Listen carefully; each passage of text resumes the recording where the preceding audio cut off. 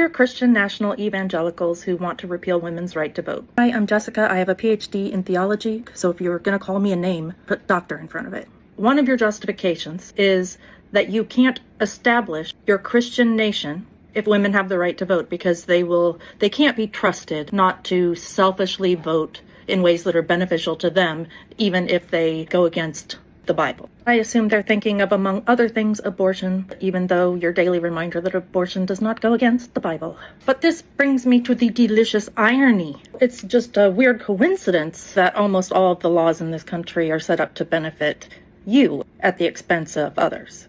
But let's start with your hermeneutic. Here's a good hermeneutical check. If your reading of the Bible always seems to benefit you at the expense of others, that should be a red flag that your big, manly brains should be able to see.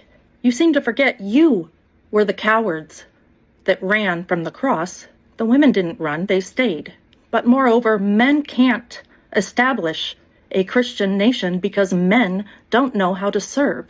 A Christian nation would be a servant to other nations. It would reach out to assist other nations experiencing hardship.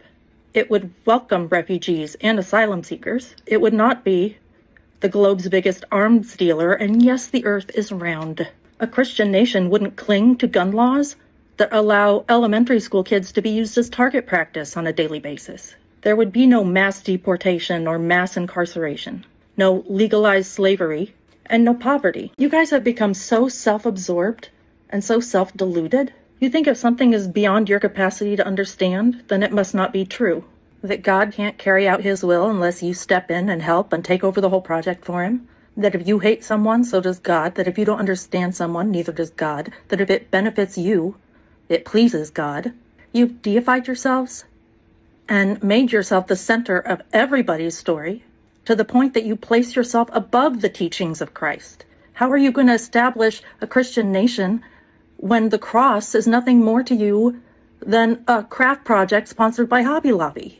So ironically, the church that used to be obsessed with spotting the Antichrist has been taken over by a generation of men so consumed by their own apotheosis and so preoccupied with decreasing the age of consent that meanwhile you've transmuted the evangelical church into the Antichrist. Great work, guys. I mean, plot development-wise, it is just off the charts, Sixth Sense level amazing. But let's consider another potential plot development, okay? Let's say when you die, God decides, for reasons beyond our human understanding, he decides to send you right back to be reborn into your very same church community.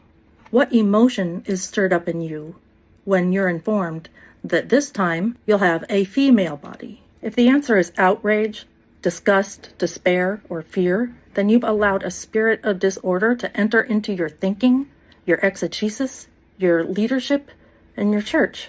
You can't even transcend the fleshy desires that are causing you to be preoccupied with getting the age of consent reduced. Are you not seeing how you're letting yourself be ruled by your hormones and your emotions instead of your logic and your rational brain?